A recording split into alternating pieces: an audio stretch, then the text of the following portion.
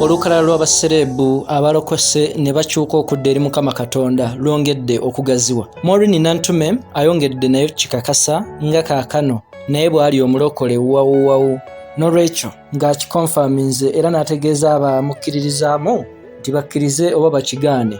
Kyekyo kyali nkubuuzaako gy'osinzidde ogobera Kampala Media TV webale nnyo webale ddala okuvaayo n'olabika nga ogoberera enteekateeka zaffe ez'omuzinzi wewaawo ez'omuggundu. Kaakati olukalala lw'abacelebrity abavuddeyo ne balabika nga balokoka ngezezzaako okukolera okufeffetta mbakuweeko mu bwangu ate osobole okulabika nga okitegeerera ddala gwe yonna gy'osinzidde.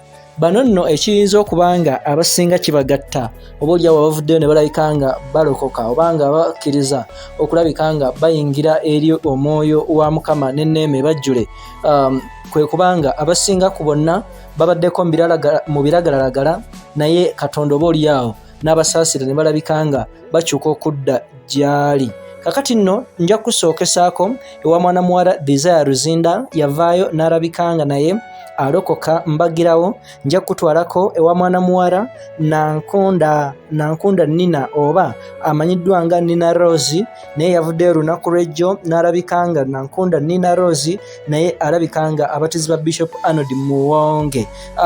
Nsobola okugirako mwana muwala Nakimera naye yavaayo n'alabika nga ate akkiriza naye okulabika nga alokoka era n'afuuka omulokole.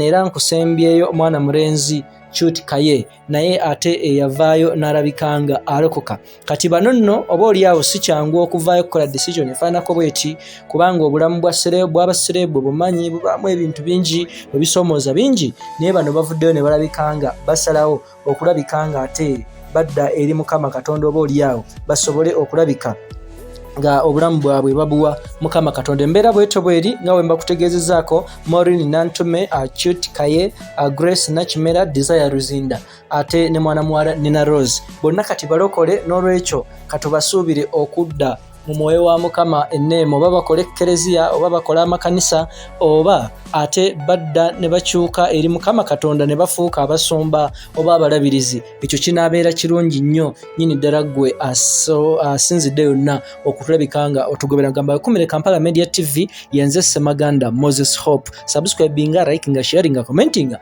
twongere okukolera okufeffetta okw'ekikugu yonna gy'osinzidde.